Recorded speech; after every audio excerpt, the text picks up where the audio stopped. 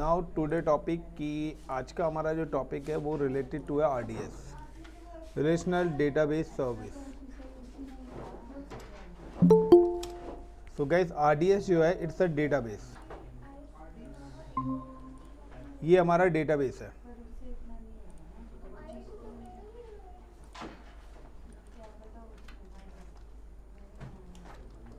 और हमारे पास दो टाइप्स के डेटाबेसेस होते हैं, यानी कि एक स्ट्रक्चर जो कि स्ट्रक्चर और एक होता है अनस्ट्रक्चर। स्ट्रक्चर डेटाबेस और अनस्ट्रक्चर डेटाबेसेस। कोई बताएगा स्ट्रक्चर और अनस्ट्रक्चर में क्या फ़र्क है? गीतांजलि। स्ट्रक्चर डेटाबेस एक प्रॉपर फॉर्मेट में होता है। अनस्ट्रक्चर्ड में जैसे हम लिस्ट और टपल बोल सकते हैं, ये एक स्ट्रक्चर्ड डेटाबेस का डिफरेंस दोनों डेटाबेसेस के नाम बताओ। सर किसके? स्ट्रक्चर डेटाबेसेस कौन कौन से होते हैं?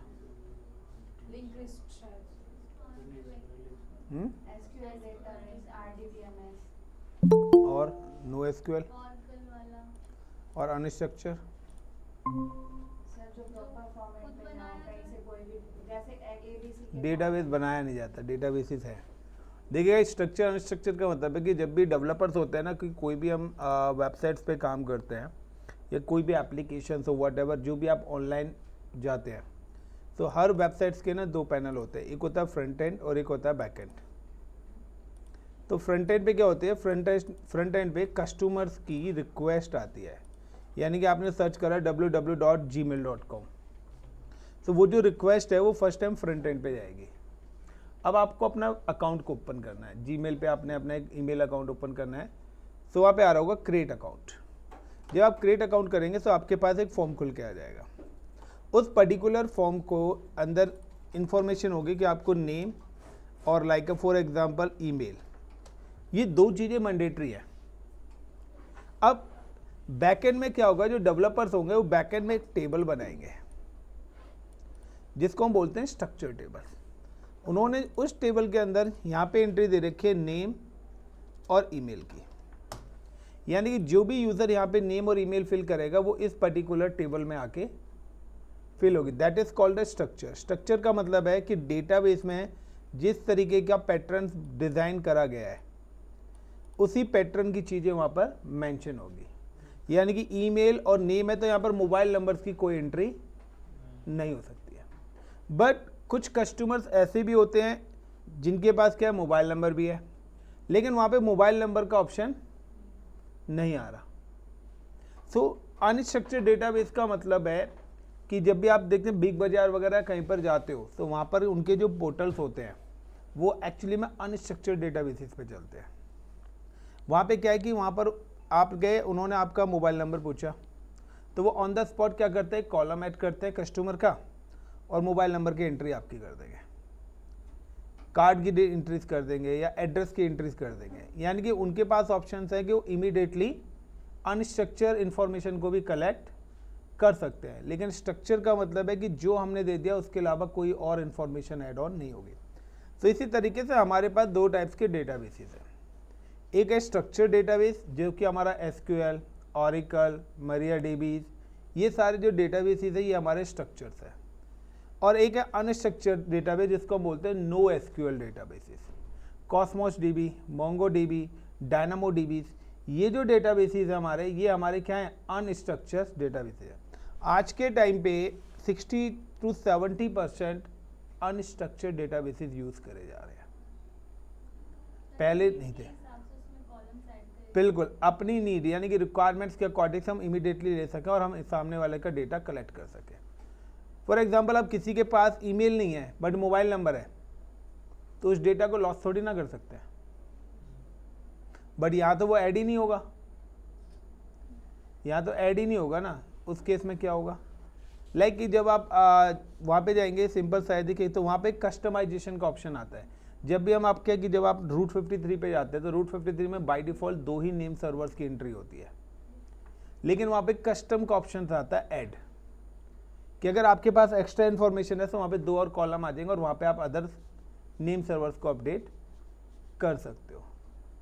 तो वही ऑप्शन है कि कस्टमाइजेशंस करना, कि आप अपनी नीड के अकॉर्डिंग अपनी इंटरेस्ट को कर सकते हैं। सो RDS के अंदर ये जो टॉपिक्स है, पहली बात तो जब आप इसकी लैब करेंगे तो इसकी लैब को बड़े ध्यान से करना। इसमें एक मिस्टेक आपकी डायरेक्ट 1 लाख रुपए का बिल बनाएगी। एक single mistake directly 1 lakh rupees का बिल बनाएगी। तो इस वाली लैब को ध्यान से करना। नाउ क्यों घबरा रहे हो, अभी तो शुरुआत करिए, आगे और भी बनेगा। नाउ गाइस, अब यहाँ पर क्या आता है कि यहाँ पर सिंपल सा है कि जब भी आप RDS कॉन्फ़िगर करेंगे, that is a structured databases. यहाँ पर ऑप्शन आता है by default all access is deny. आप अगर डेटाबेस बनाएंगे तो इस डेटाबेस को कोई भी एक्सेस नहीं कर पाएगा। यानी कि हमें यहाँ पे क्या करना है, डेटाबेस बनाना है और डेटाबेस की कनेक्टिविटी करानी है। यानी कि अगर आप डेवलपर हो, उन्होंने बोला कि हमारा जो डेटा हम क्लाउड पे डालना चाहते हैं, तो क्लाउड पे डेटाबेस बनाना है और डेवलपर के सिस्टम्स के साथ उसकी कनेक्टिविटी बना के देनी है। अब डेवलपर क्या करेगा, वो अपनी कोडिंग में उसके हिसाब से वो इन्फॉर्मेशन को ऐड ऑन कर देगा, उस डेटाबेस के अंदर से अपनी टेबल्स वगैरह जो भी उसे अपना बैकएंड का काम करना है वो करेगा। हमारा काम है डेटाबेस बनाना और डेटाबेस की कनेक्टिविटी करा के देना। हमें डेटाबेस पर काम नहीं करना है। Got it the point? तो सिंपल सा है कि मिस्त्री का काम होता है घर बना के चले जाना। ऐसा तो नहीं कि जो घर बनाता है वो घर ही उसका हो जाता है। ऐसा हो जाए तो सब लोग फिर मिस्त्री बनेंगे। तो गाइस, यहाँ पर क्या है, डिनाई। दूसरा, यहाँ पर 2 टाइप्स के एक्सेस होते हैं। एक होता है public. By default public access denied होता है। पब्लिक एक्सेस का मतलब है कि अगर आप चाहते हैं कि आपके डेटाबेस की कनेक्टिविटी आपके लैपटॉप के साथ भी हो जाए, उस केस में आपको पब्लिक एक्सेस इनेबल करना पड़ेगा, जो कि बाय डिफॉल्ट क्या होता है, डिनाई रहता है। दूसरा, प्राइवेट। प्राइवेट एक्सेस यहां पर क्या होता है, परमिट होता है, but with in a cloud. जिस भी VPC पर आप ये डेटाबेस बनाएंगे, उसी VPC के सर्वर्स के साथ ये क्या होगा, कनेक्टेड हो पाएगा। या आप क्या करें, पेयरिंग का यूज करके डिफरेंट VPCs के साथ भी इसको कनेक्ट कर सकते हैं। सो हमारा सिंपल सा है, how to create RDS and select attach with server. So how to create RDS relational database service and connect with cloud infra और ऑन प्रोमाइस। और ऑन प्रोमाइस के साथ हमें इसकी कनेक्टिविटी करनी है। तो इस पूरे पैटर्न के लिए हमारा जो इंफ्रास्ट्रक्चर यहाँ पे हम क्रिएट करने वाले हैं, वो इंफ्रास्ट्रक्चर क्या है, सबसे पहले now we have create a one database. हम एक डेटाबेस क्रिएट करेंगे। चॉइस इज योर कि आप यहाँ पर अपना डिफॉल्ट VPC भी ले सकते हैं, या आपकी मर्जी है कि आप यहाँ पर अपना कस्टम VPC भी ले सकते हैं। So now this is called a VPC and it's a security group. Both are connected with this. अब सिक्योरिटी ग्रुप्स में आपको क्या करना है, लाइक कि आपने यहाँ पे सर्वर्स क्रिएट कर रखे हैं अपने। ये जो सर्वर्स हैं, these all servers is related to Windows, Linux. Now कि अगर आप या तो तीनों के लिए अलग अलग सिक्योरिटी ग्रुप्स बना लो, या आप कॉमन सिक्योरिटी ग्रुप भी सभी के लिए ले सकते। तो मैं यहाँ पे कॉमन सिक्योरिटी ग्रुप्स ले रहा हूँ एंड कॉमन ही VPC।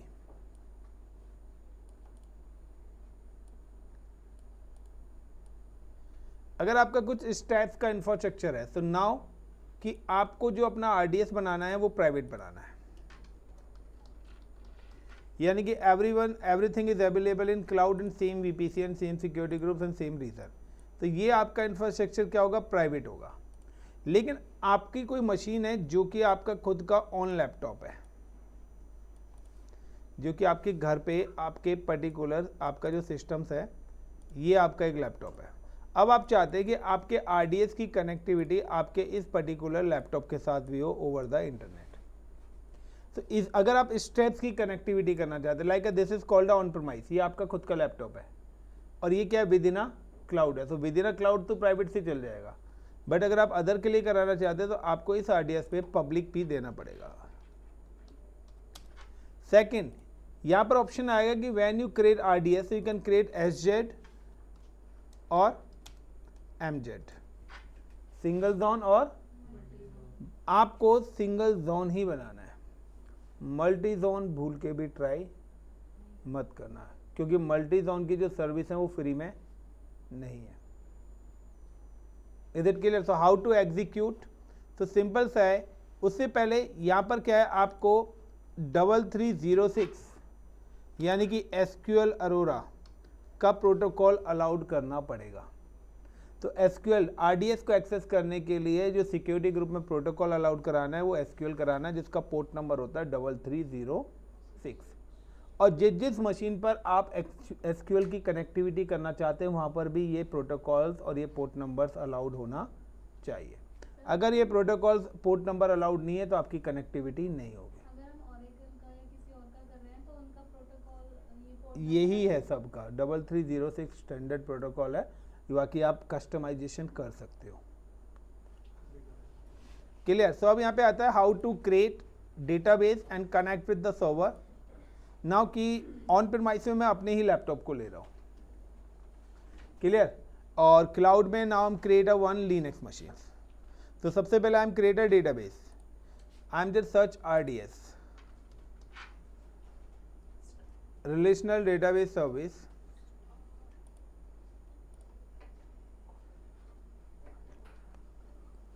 यहाँ पर क्लाउड के जितने डेटाबेसेस हैं सारे के सारे डेटाबेसेस शो होंगे। फिलहाल तो एक भी नहीं हो रहा। अरे आजा भाई,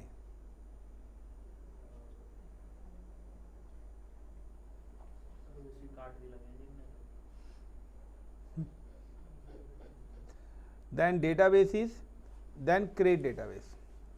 यहाँ पर आपके पास आ रही है लिस्ट ऑफ डेटाबेसेस। आप कौन सा डेटाबेस बनाना चाहते हैं? आप Oracle लेना चाहते हो, MySQL, अगर मैं सपोज करो MySQL ले रहा हूँ। नाउ MySQL में आ रहा है कि मल्टी जोन अगर आप बनाना चाहते हैं, देन मल्टी जोन के आप डेटाबेस का नाम क्या रखना चाहते हो, एडमिन पासवर्ड क्या रखना चाहते हो, आप कितना स्टोरेज लेना चाहते हो, 400 GB लेना चाहते हो या 100 GB लेना चाहते हो, हार्डवेयर कॉन्फ़िगरेशंस क्या लेना चाहते हैं। यहाँ पर आपके हार्डवेयर कॉन्फ़िगरेशंस भी होगी, 2 CPU 8 GB रैम, या आप यहाँ पे 32 GB रैम और 8 CPUs लेना चाहते हो। सो now you can see the approximately cost इसकी क्या आ रही है। तो नीचे कॉस्ट कैलकुलेट आ जाएगी, $3500, अप्रॉक्सीमेटली 4 लाख के आसपास पर मंथ है। तो आवरली लगा लेना, 1000 में आएगी। क्लियर? तो यहाँ पर ये लैप करने से पहले क्या है कि आपके बहुत सारे ऑप्शन हो जाएंगे। तो यहाँ पर एक ऑप्शन आता है फ्री टायर, इसको टिक करना मत बोलना। अब जब फ्री टायर होगा तो सिर्फ आप SQL ही बना सकते हो फ्री टायर में, और कोई डेटाबेस आपका फ्री यहाँ पर नहीं है। अब फ्री टायर के अंदर लिमिट है कि मल्टी जोन आपको नहीं मिलेगा। You can create only on single zone, इसलिए मैंने बोला था आप सिंगल जोन ही बना सकते हो। डेटाबेस नाम आई am just give the ICCP-DB, user name admin, password वो कह रहा है कि खुद से जनरेट करना चाहते हो या सेल्फ मैनेज करना चाहते हो या ऑटो जनरेट। मैं सेल्फ मैनेज कर देता हूँ, पासवर्ड इज पासवर्ड।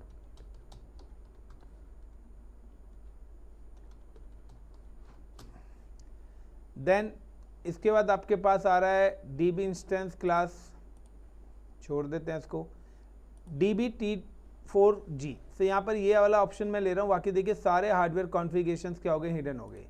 या तो आप डेटाबेस T3 माइक्रो ले लो या T4 माइक्रो ले लो। मैं यहाँ पे ले रहा हूँ 2 CPUs और 1 GB मेमोरी। नाउ 20 GB ही स्पेस आपके पास क्या है, फ्री है, इससे ज़्यादा स्पेस आप नहीं ले सकते हो। कनेक्टिविटी आप अभी सर्वर से कनेक्ट करना चाहते हैं, नहीं, हम बाद में करेंगे। यूज़ IPv4 डुअल, यानी कि IPv4 और IPv6 दोनों आपके पास हैं। तो now I am using the IPv4। Default VPC हमने लिया हुआ है, डिफ़ॉल्ट वीपीसी ले रखे हैं। देन यहाँ पे आपका आ रहा है सबनेट्स। तो सबनेट्स की बात करें तो हमारे डिफ़ॉल्ट ही सबनेट्स हैं, डीबी सबनेट्स ग्रुप है। अब यहाँ पे नेक्स्ट आपके पास आ रहा है, एक मिनट, 3 सबनेट्स हो गए, 1 मिनट, एक ऑप्शन यहाँ पे, ठीक है। देन इसके बाद यहाँ पे आ रहा है पब्लिक एक्सेस। मैंने बोला था कि बाय डिफ़ॉल्ट प्राइवेट एक्सेस मिलेगा, आपके डेटाबेस के लिए पब्लिक एक्सेस अलाउड नहीं होता। अगर आप चाहते हैं कि आप एक्सटर्नल यानी कि क्लाउड से बाहर भी इसकी कनेक्टिविटी करना चाहते हैं, so now you can just click on yes. Is it clear the point? Then select the security group. So या तो आप नया क्रिएट कर लो या एग्जिस्टिंग। से यहाँ पर हमारे पास एक बना हुआ है, I am just click on scale वाला। Then availability zone. So VPCs यहाँ पे तीनों जोन्स आ रहे हैं, सिंगल जोन ही बना सकते हैं, आपकी चॉइस है ए बी सी, किस जोन में आप एग्जीक्यूट करना चाहते हैं। ये सारा भी कर लूँगा तो भी मेरा $15 के आसपास का बिल लगेगा ही लगेगा। वैसे यहाँ पे लिखा हुआ है द 750 आवर्स फ्री हैं in a single zone T2 micro, T3 micro और T4G माइक्रो पर 20 GB आपका फ्री है। लेकिन फिर भी आपका यहाँ पर कुछ ना कुछ बिल बनता है डिपेंडेंसी सर्विस का। 1 महीने का $15 लगेगा। अब 1 घंटे का आप खुद से कैलकुलेट कर लो कितना बना, मेरे हिसाब से 7-8 रुपये। And create database. इस डेटाबेस को क्रिएट होने में अप टू 10 मिनट्स लगेंगे। अब जब तक मेरा डेटाबेस क्रिएट हो रहा है, हम लोग क्या करते हैं, अब हमें जिस मशीन के साथ कनेक्ट करना है उन मशीन्स को रेडी करते हैं। नाउ कि लिनक्स की मशीन्स मैं क्लाउड पे ले रहा हूँ और विंडोज़ की मशीन में ऑन प्रेमाइस ले रहा हूँ, अपना लैपटॉप। अब जो भी मशीन आप यहाँ पे कनेक्ट करना चाहोगे उस पर सबसे पहले आपको क्या करना पड़ेगा, इंस्टॉल एसक्यूएल। आपको यहाँ पर एसक्यूएल इंस्टॉल करना पड़ेगा। Got it the point? चाहे विंडोज़ की मशीन हो चाहे लिनक्स की हो, नाउ इंस्टॉल द एसक्यूएल।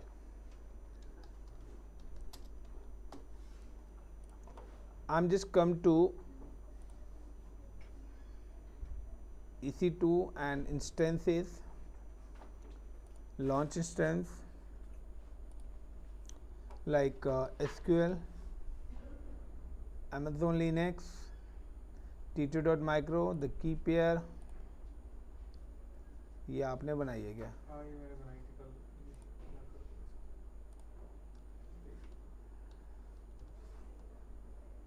की पेयर में ना स्पेस मत दिया करो। एसक्यूएल की डिफ़ॉल्ट वीपीसी जोन ए पे मैंने बनाया है, I am just create in zone B. चलेगा क्योंकि आपस में सारे वीपीसीज इंटरकनेक्टेड है, ये तीनों जोन। तो आप किसी में भी अपने सर्वर्स बना सकते हैं, choice is your. Enable the public IP, select the existing security group, give the 20 GB space.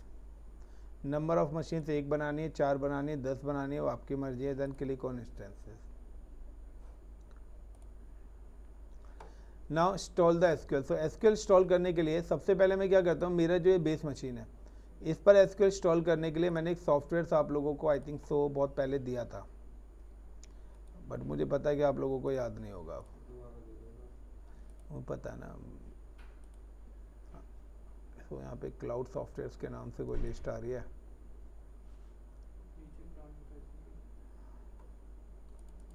मुझे एक सॉफ्टवेयर यहाँ पे इंस्टॉल करना पड़ेगा, वर्कबेंच, माई एसक्यूएल वर्कबेंच। तो इसके लिए वो पहले कह रहा है कि आपको /finish इंस्टॉल करना पड़ेगा। सो विजुअल सी पहले मैं इंस्टॉल करूँगा, Microsoft visual C++, setup field installed है क्या मेरे में? तो गैस मेरे में है ना ऑलरेडी इंस्टॉल्ड है। तो माई एसक्यूएल वर्कबेंच मैंने इंस्टॉल करा हुआ है। तो ये मेरे पास माई एसक्यूएल वर्कबेंच यहाँ पे रखा हुआ है। नेक्स्ट ऑप्शन कि अगर मैं लिनक्स पे जाता हूँ तो लिनक्स पे भी मुझे इंस्टॉलेशन करनी है। तो लिनक्स पे आप वही अपना यम के थ्रू इंस्टॉल करेंगे। Now click, then click on connect, SSH, copy, command prompt, CD downloads. अब सारे जो टॉपिक्स हैं वो छोटे छोटे टॉपिक्स हैं।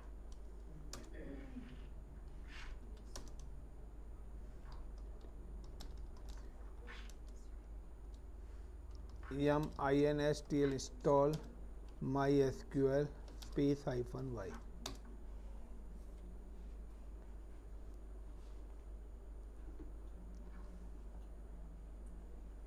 जब तक ये हमारा सॉफ्टवेयर इंस्टॉल हो रहा है उसके बाद आपको क्या करना है कि आपका जो सिक्योरिटी ग्रुप है उस पर्टिकुलर सिक्योरिटी ग्रुप में, वैसे तो मैंने ऑल ट्रैफिक करा हुआ है, नाउ एडिट इनबाउंड रूल्स, आपको प्रोटोकॉल्स अलाउड कराना है।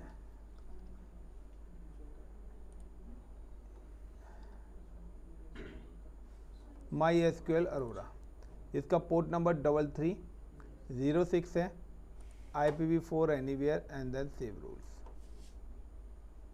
तो यहाँ पे देखिए आप HTTP हो रखा है, MySQL अरोरा हो रखा है और ऑल ट्रैफिक भी यहाँ पर हो ही रखा है, IPv4 IPv6 जरूरी नहीं था, बट ये प्रोटोकॉल्स आपको अलाउड करना पड़ेगा SQL के लिए।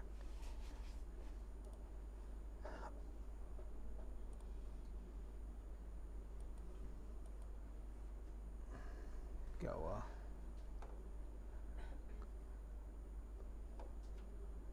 एरर yum install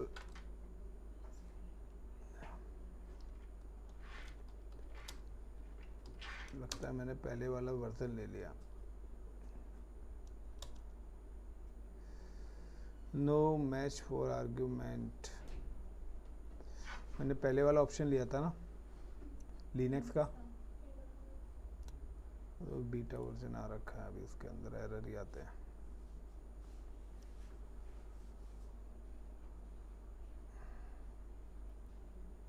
चलिए पहले कनेक्टिविटी विंडोज से करा देते हैं, फिर लिनक्स पे करेंगे। Now come back to here, यहाँ पे अगर हम देखते हैं तो हमारा जो डेटाबेस है उसके एंड पॉइंट्स यहाँ पर क्रिएट हो चुके होंगे। ये एंड पॉइंट तभी क्रिएट होंगे जब आपका डेटाबेस बन जाएगा।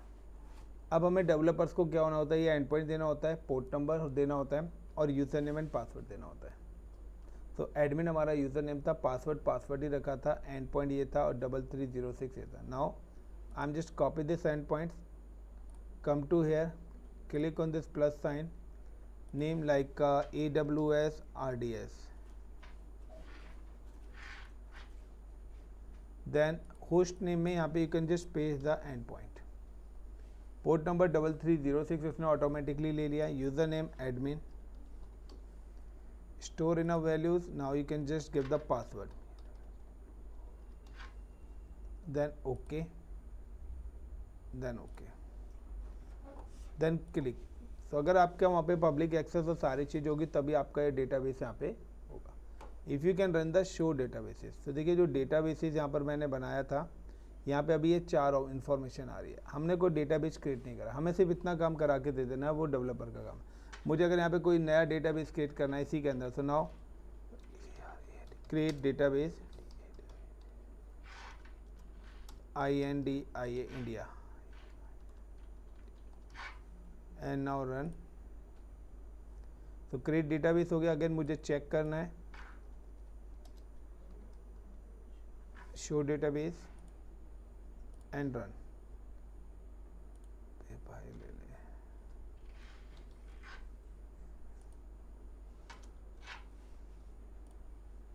तो अब देखिए यहाँ पे इंडिया नाम का एक डेटाबेस आ गया। सेम एज कि यही चीज़ अब हमें क्या कि हम सेम ही डेटाबेस लाइनेक्स के साथ भी कनेक्ट कर रहे हैं, तो इंडिया हमें लाइनेक्स पे भी शो होना चाहिए। बनाया हमने कहाँ से, विंडोज़ से। तो चलिए अब लाइनेक्स के साथ ट्रबल शूटिंग करते हैं। Now I am just create a one more virtual machines, instances, launch instance, web,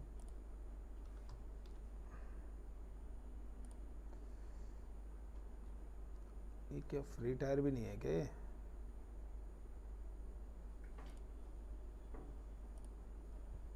Amazon ने फ्री टायर हटा दिया क्या?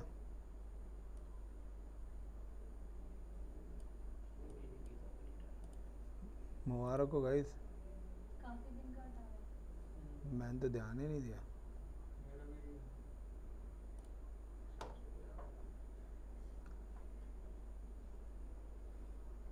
विद एसक्यूएल वाला लूँगा तो काफ़ी ज़्यादा कॉस्टली हो जाएगा। कोई नहीं, हम उबंटू पे आ जाते हैं, काहे टेंशन ले रहा है।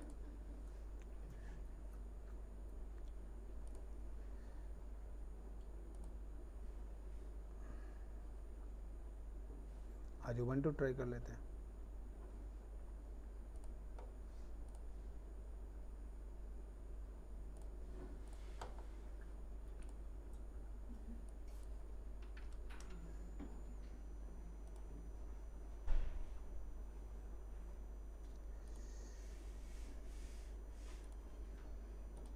एक मिनट कमांड देखते हैं। install MySQL in AWS Linux 2023।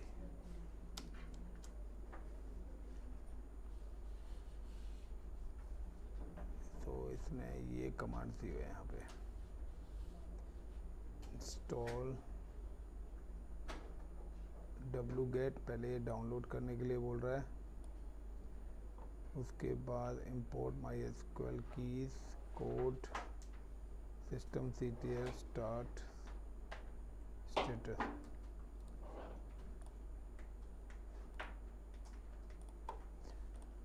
अगर कोई कमांड नहीं मिलती है ना तो ढूंढनी पड़ती है। MariaDB नहीं चाहिए मुझे, SQL चाहिए।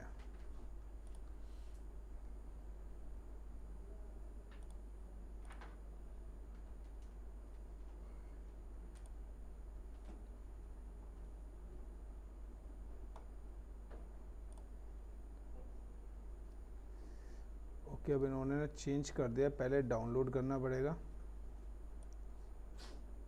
RPM packet. तो लिनक्स जो हमारे आरपीएम पैकेट्स को सपोर्ट करता है, तो सबसे पहले हमने डाउनलोड करा है, देन इंस्टॉल करना है। तो नाउ क्लिक जो अभी हमारे पास बनी हुई है,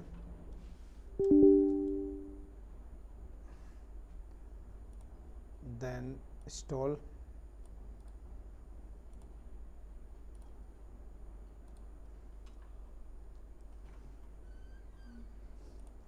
इंस्टॉल के बाद की वेरीफाई करनी है उसकी।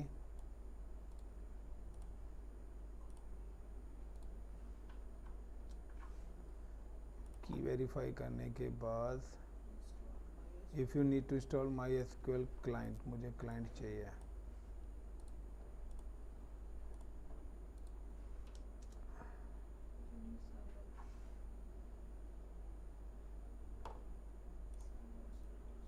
देन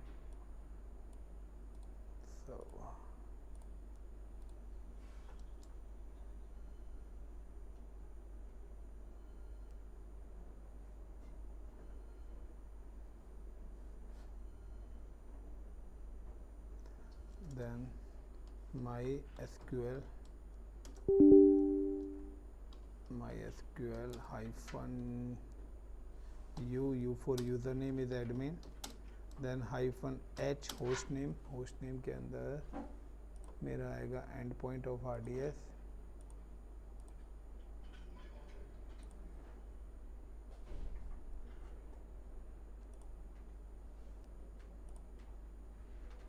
यहाँ पे कह रहूँगा विंडो सही है, space hyphen p, password PASSWORD, then SHOW show DA data, databases. तो यहाँ पे देखिए आपके पास इंडिया डेटाबेस शो कर रहा है। लाइक अगर आपको क्रिएट करना है तो CREAT create database like Delhi, और ये गाजर मूली बाद में लगाने पड़ते हैं। एरर शो डेटाबेसेस नहीं आएगा भी है, और अगेन चेक करता हूँ शो डेटाबेस, तो दिल्ली भी आ गया। और अगर आप विंडोज़ पे भी चेक करेंगे यही चीज़, तो आप देखिए यहाँ पे भी, यानी कि हमारी जो डेटाबेस की कनेक्टिविटी। अब यहाँ पे क्या है, जिसको भी डेटाबेस पे आता है SQL पे काम करना, वो यहाँ पे टेबल क्रिएट करे, अपने प्रोजेक्ट्स के अकॉर्डिंग क्रिएट करे। और जो भी वेबसाइट बनाई है उसमें क्या है, बैकएंड में जाकर यही डेटाबेस का नेम, यही एंड पॉइंट, यही यूज़र नेम पासवर्ड डालेंगे, तो पूरी की पूरी वेबसाइट पे आप जब भी कोई भी एंट्री करेंगे तो वो सारी एंट्री आपके डेटाबेस के अंदर जाएगी। तो दिस इज़ अ कंसर्न की डेटाबेस कनेक्टिविटी है गाइस, इंपॉर्टेंट पार्ट कि लिनक्स की machine Amazon Linux free tyre नहीं है। तो आप लोग अमेज़ॉन लिनक्स का ध्यान से काम करें, otherwise now you can use the Ubuntu. अब आप लोग क्लाउड पे उबंटू यूज़ करना स्टार्ट कर दीजिए। थोड़ा सा फ़र्क है, बाकी सारी कमांड सेम है।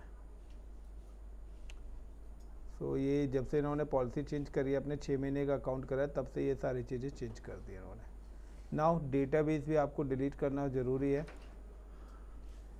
So now select, then actions, then delete. So click on delete way। देखिए ये जो चीज़ें हैं ना, ये रिसेंटली चेंज हुई हैं। आई थिंक सो अंजलि आपके टाइम पे नहीं था ये अभी भी नहीं था जब हम आए तब भी ये रिसेंटली है। कुछ दिन पहले मैं आपको स्टार्टिंग से बता के चलता हूँ कि हर 6 मंथ में, हर 3 मंथ के अंदर कुछ ना कुछ चेंजेस होती है। 1 महीने के भीतर हुआ है। सब आप लोगों को प्रैक्टिस करनी है। अमेज़ॉन लिनक्स फ्री था, अब नहीं है। वहाँ पे पुराने वर्जन आते थे, अब सिर्फ 2023 वर्जन आ रहा है। तो जैसे जैसे चीज़ें बढ़ेंगी वैसे वैसे आपको अपनी स्किल्स को अपग्रेड करना पड़ेगा। So all the best guys, करिए डेटाबेस की कनेक्टिविटी। कल का भी जो हमारा टॉपिक है वो भी हमारा लिनक्स से रिलेटेड ही है।